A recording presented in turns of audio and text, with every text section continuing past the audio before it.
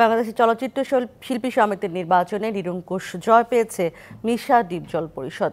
এ মেয়াদের নতুন সভাপতি হলেন জনপ্রিয় অভিনেতা মিশা সওদাগর, আর সাধারণ সম্পাদক নির্বাচিত হলেন মুভি লর্ড ও দানবীর খ্যাত অভিনেতা মনোয়ার হোসেন ডিপজল।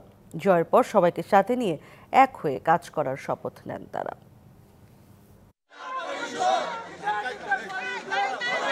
এই উচ্ছ্বাস জয়ের, অবশেষে প্রতীক্ষার অবসান।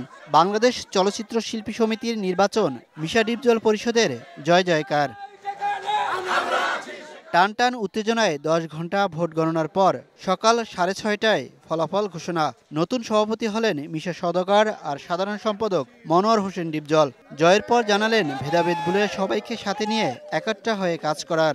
আজকে ওর ওস্তাদ সমতুল্য ভাই গুরুকে, এবং সে যেভাবে স্পিচ দিয়ে শিল্পী সমিতিকে যে হারে বরণ করে নিল, আল্লাহর কসম বললাম আমরা জিতছি, এটা বড় কথা না। ও নিপুণ এবং নিপুণের সাথে যারা যারা বিজিত ছিল, যারা জয়লাভ করেননি, তারা সবে আমাদের পাশে থাকবে। আমরা সবাই মিলে একভাবে থাকতে চাই, আমরা কোনো ভাগাভাগি চাই না, আমরা সবাই এক। আর যারা যারা আমাদের এখান থেকে বাদ পড়েছিল সবাইকে আমরা গ্রহণ করে নিলাম। তাদের পাশে থেকে কাজ করে যাওয়ার কথা বললেন নিপুণ আক্তারও।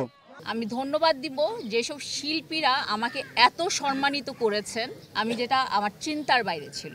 আমার আর বলার কিছু নাই, আমি আসলে এখন ওনাদের গলায় একটু মালা পরাই দিতে চাই। 21 সদস্য বিশিষ্ট কমিটির 18টিতেই বিজয় হন মিশা ডিপজল পরিষদ। কেবল 3টি পদ জোটে কলি নিপুণ পরিষদের ভাগ্যে।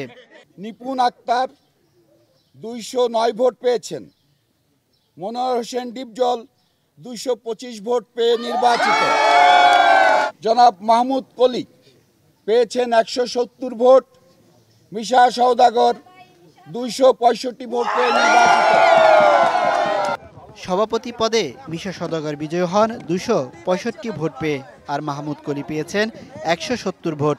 225 ভোট পেয়ে বিজয় হন ডিপজল, আর নিপুণ আক্তার পান 209 ভোট।